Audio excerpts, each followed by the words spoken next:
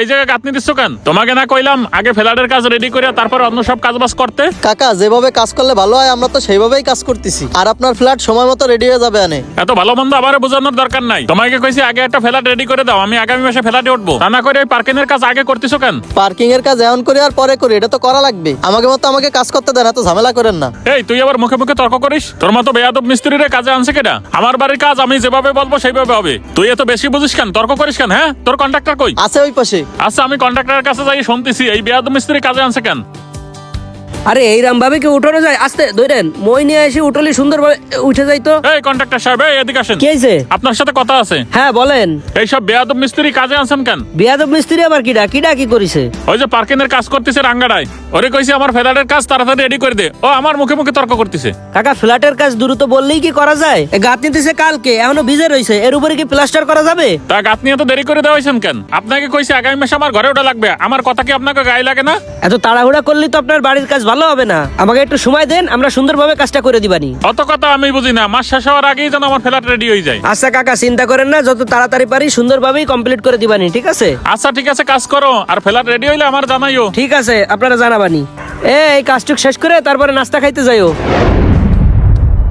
এ contractor সাহেব, আপনি এখন এই ছাদের কাজ শুরু করেন না কেন? ছাদ ঢালাই দিয়ে দ্রুত ফ্ল্যাট গুলো রেডি করেন। এত তাড়াহুড়া করে সব ফ্ল্যাট রেডি করতে চাচ্ছেন কেন আপনি? এটাই তো আমি বুঝলাম না। ফ্ল্যাট যত তাড়াতাড়ি রেডি হবে অত তাড়াতাড়ি আমি ভাড়া দিতে পারবো, আর দেরি করলে তো আমার লস হয়ে যাবে। তাই বলে আপনার লাভের জন্য কি আপনি মিস্ত্রিকে উপর চাপ দেবেন? কি মনে করেন মিস্ত্রিকে উপর চাপ দিয়ে কি ভালোভাবে বাড়ি কাজ করানো যায়?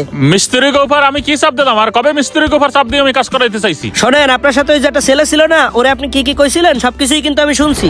এদিকে আয়, দেখি আলার ফালারা কি কাজ বাজ করে দেখি আসি। কাকা আমার কথাটা একটু শোনেন। কি হয়েছে? এভাবে মিস্ত্রিকে জানিয়ে দিলে ওরা কি কাজ ঠিকমতো করবে না? ওকে জারিয়ে দিতে হবে। চাপের উপরে না রাখলে মিস্ত্রিরা ঠিক মতো কাজ করবে না, এতই বুঝবি না। তারপরেও কাকা ওনাকে মতো কাজ করতে দেন। এত ঝাড়ি দেওয়া কি ঠিক হচ্ছে? হালার ফালা, তুই কি আমার সাথে বেশি বুঝিস? মিস্ত্রিকে যত চাপের পরে রাখা যাবে অত কাজ দ্রুত করবে, নাইলে ওই হালার ফালারা ফাঁকিবাজি করবে। তাইলে কাকা আমিও কি মাঝে মধ্যে একটু ঝাড়ি টাড়ি দেবো? না না, তোর জারি মেরে দেওয়ার দরকার নাই। দেখা গেল তোর কান ফসাই দিল, হালার ফালা এমনি ঘাটল। তোর ওকে কিছু করার দরকার নাই, যা কর আমি কমানে। তুই আয় আমার সাথে আয়। ওই সব শুনেই আমি বুঝছি আপনি কি জন্য সব মিস্ত্রিকের সাথে খারাপ ব্যবহার করেন। কাকা শোনেন, মিস্ত্রিকে উপরে চাপ দিয়ে, মিস্ত্রিকে প্রেসার দিয়ে দ্রুত হয়তো আপনি আপনার বাড়ির কাজ করাইতে পারবেন, তবে কাজটা কিন্তু ভালো হবে না। একটা মিস্ত্রি চাইলে আপনার বাড়ির কাজে অনেক ফাঁকিবাজি করতে পারে, সেই ফাঁকিবাজিগুলো আপনি ধরতেও পারবেন না, আর কাজটাও আপনার ভালো হবে না।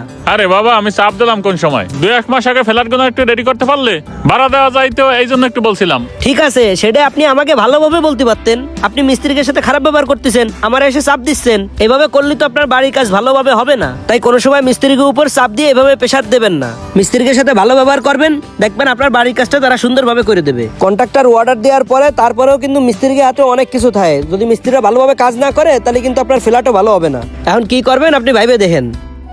অনেক বাড়ির মালিকরা মিস্ত্রি এবং যারা কাজ করে তাদের সাথে খারাপ ব্যবহার করে, বিভিন্ন ধরনের চাপ প্রয়োগ করে। একটা জিনিস মনে রাখবেন, তারা চাইলেই কাজে বিভিন্ন ধরনের ফাঁকিবাজি এবং গাফেলতি করতে পারে। তাই তাদের সাথে খারাপ ব্যবহার করা কখনোই উচিত নয়।